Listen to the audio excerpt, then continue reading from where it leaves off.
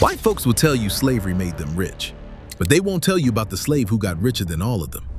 For 250 years, white people built fortunes off black bodies.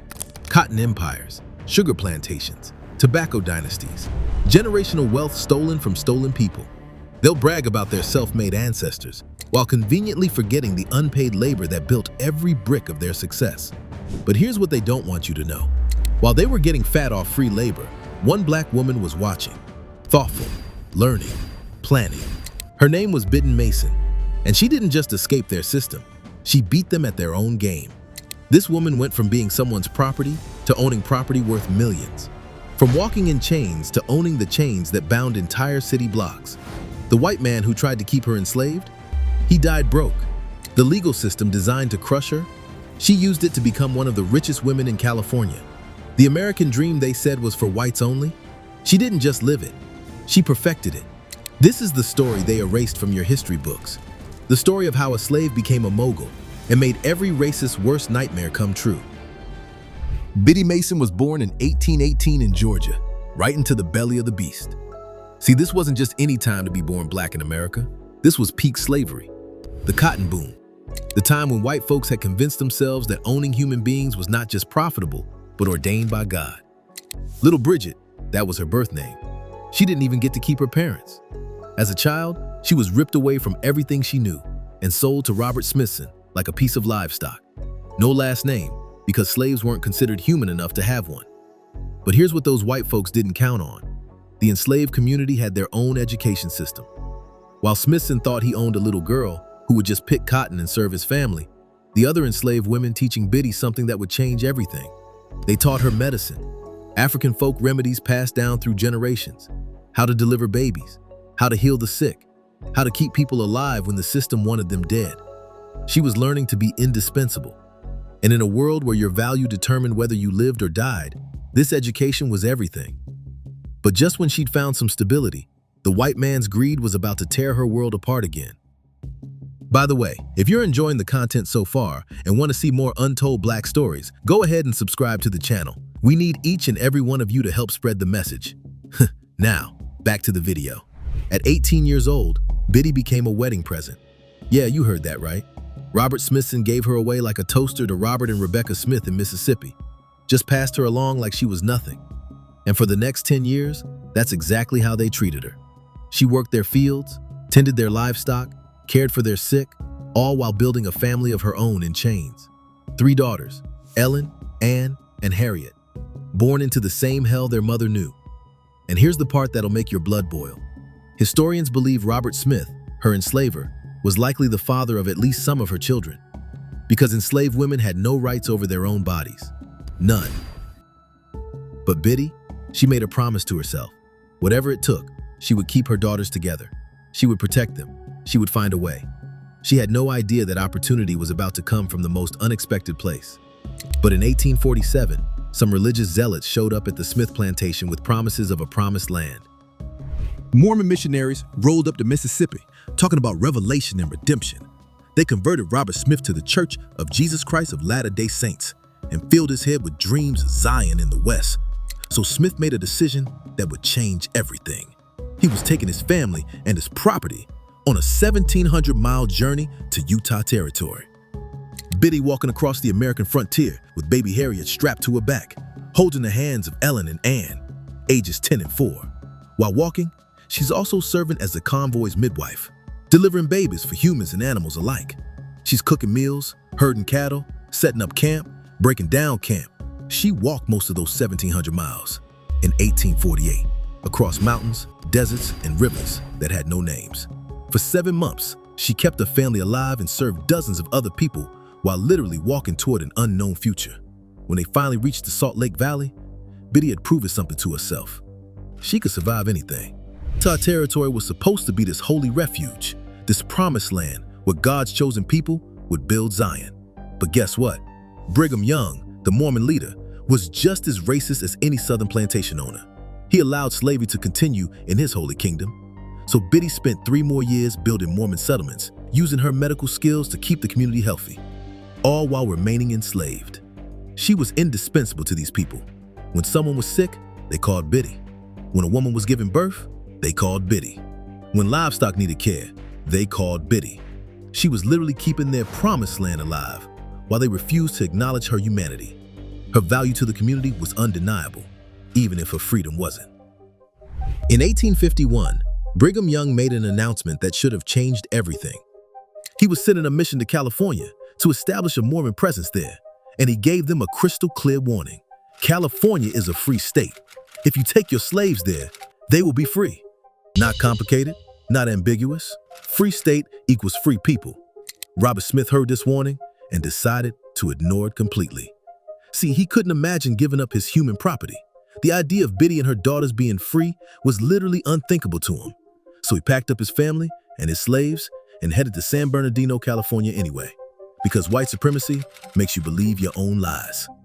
But Smith was about to learn that crossing state lines couldn't change California law. Here's the part that'll make you want to scream. The moment Biddy crossed into California in 1851, she was legally free. Her daughters were legally free. They all were. But nobody told her. For 4 years, she continued to serve Robert Smith in San Bernardino. 4 years of being legally free while still living as a slave. Smith lied to her face every single day, telling her she belonged to him, that she had no rights, that this was just how things were. And here's the really infuriating part. California authorities mostly looked the other way. They had the law on the books, but they didn't want to upset Southern migrants who brought money and political influence. So Biddy remained enslaved by lies and willful ignorance. But love was about to break those chains. Ellen, Biddy's eldest daughter, fell in love with a young man named Charles Owens. And Charles was something Biddy had never seen before. A free black man who knew his rights. The Owens family, Robert, Winnie, and Charles, they didn't just welcome Ellen. They educated Biddy. They sat her down and told her the truth that Robert Smith had been hiding for 4 years. You're free. You've been free since you crossed into California, and you can fight for that freedom in court. Imagine that moment. Imagine learning that everything you thought you knew about your life was a lie, that the cage you'd been living in didn't even have locks. Charles Owens didn't just steal Ellen's heart. He gave Biddy her first taste of what freedom actually looked like. Armed with knowledge and love, Biddy made the most dangerous decision of her life. She decided to fight. Charles Owens helped Biddy file a petition in Los Angeles County Court, demanding her freedom. And Robert Smith? He lost his damn mind. See, Smith knew he'd been breaking the law for 4 years. He knew that if this case went to trial, he'd lose everything. So he came up with a desperate plan. He would take his slaves to Texas, an actual slave state, and sell them there. He told them they'd be free in Texas. Another lie to add to the collection. But Elizabeth Rowan, a free black woman who'd been watching this situation, wasn't having it. She contacted Sheriff Frank DeWitt and told him what Smith was planning. The sheriff rode into Smith's camp with a posse and served him with a writ of habeas corpus. Legal language for, you will explain to a judge why you think you can keep these people in bondage. What started as a love story had become a legal battle with everything on the line. The day of the trial came, and Robert Smith pulled out every dirty trick in the white supremacist playbook. First, he bribed Biddy's lawyer, just straight up paid the man to abandon his own client. Because when you've got money and whiteness on your side, corruption is just another tool. Second, California law prohibited black people from testifying against white people in court. So even though this case was literally about Biddy's freedom, she wasn't allowed to speak for herself. The deck was stacked. The system was rigged. Everything about this moment was designed to crush her spirit and send her back to bondage. Standing in that courtroom, Biddy was facing the full weight of American racism. The law said she was free, but the system said she was nothing. But sometimes, just sometimes, one person in power decides to do the right thing. Judge Benjamin Hayes looked at this case and made a decision that would echo through history. He broke precedent. He ignored California's racist testimony law. He allowed Biddy Mason to speak for herself in that courtroom. And when Robert Smith, the man who'd been lying and bribing and scheming, when he failed to show up to court on January 21st, 1856, Judge Hayes delivered a ruling that sent shockwaves through the system.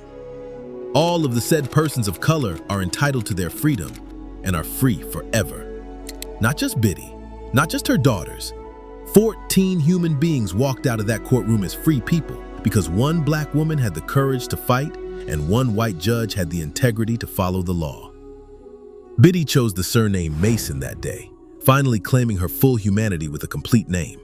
Therefore, at 38 years old, after decades in bondage, Biddy Mason was finally, legally, completely free. Freedom meant Biddy could finally get paid for skills she'd been using her whole life.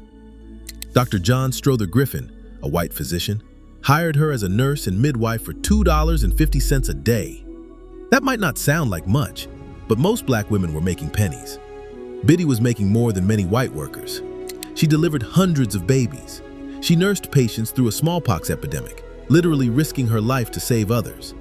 And every single penny she earned, she saved it.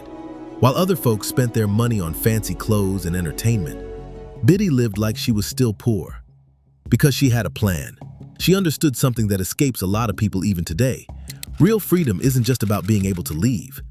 Real freedom is about never having to depend on anybody else's permission to live your life. By 1866, she had saved enough money to buy her first piece of property on Spring Street for $250. First property purchase wasn't just buying a house. Biddy was buying into the American dream that had been denied to her for 48 years.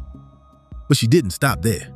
See, while other people saw Los Angeles as a dusty frontier town with 2,000 people, Biddy saw the future. She bought land on the outskirts knowing the city would grow.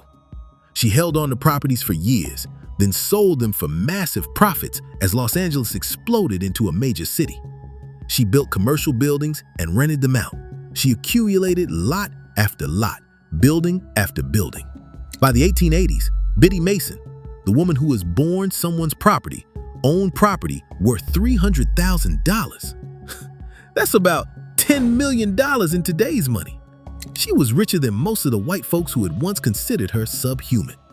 But wealth brought a new kind of responsibility. With great wealth came great power, and Biddy Mason used every bit of it to lift up her community. In 1872, she co-founded the first African Methodist Episcopal Church, LA's first black church. The planning meetings held in her living room.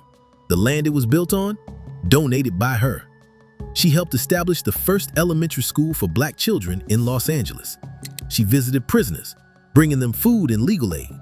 When floods devastated the city in 1884, she opened accounts at grocery stores for victims, black and white alike. Her home became a combination shelter, daycare, and community center. People called her Grandma Mason and Auntie Mason because she took care of everyone. She spoke fluent Spanish and dined with Pio Pico, the last Mexican governor of California. The mayor knew her. The poorest immigrant knew her. She was a bridge between worlds. Her philosophy was simple. If you hold your hand closed, nothing good can come in. The open hand is blessed, for it gives in abundance, even as it receives. But even legends have to face their final chapter. On January 15, 1891, Biddy Mason died at age 73 as one of the wealthiest women in California. And then something predictable happened. They tried to erase her. She was buried in an unmarked grave in Boyle Heights. No monument, no recognition, no acknowledgement that a former slave had built an empire and changed a city. For nearly 100 years, her story was deliberately forgotten because white America couldn't handle the truth, that a black woman had not only survived their system, but had beaten it so completely that she ended up richer and more influential than most of them.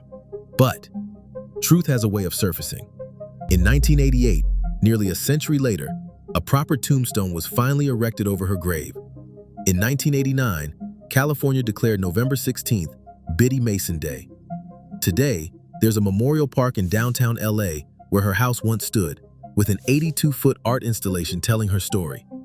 Biddy Mason's story isn't just history, it's a blueprint. She showed us that the system doesn't give you freedom, you take it. She showed us that real power comes through ownership, permission. She showed us that individual success means nothing if you don't lift up your community. If a woman born into slavery in 1818 could become a millionaire by 1891, what's stopping us today? Every time a black woman starts a business, buys property, fights for justice, or builds generational wealth, she's walking in Biddy Mason's footsteps. The system still tries to tell us who we can be, but Biddy proves something that's still true today. We are unstoppable when we decide to be. So the question isn't whether change is possible. Biddy already answered that.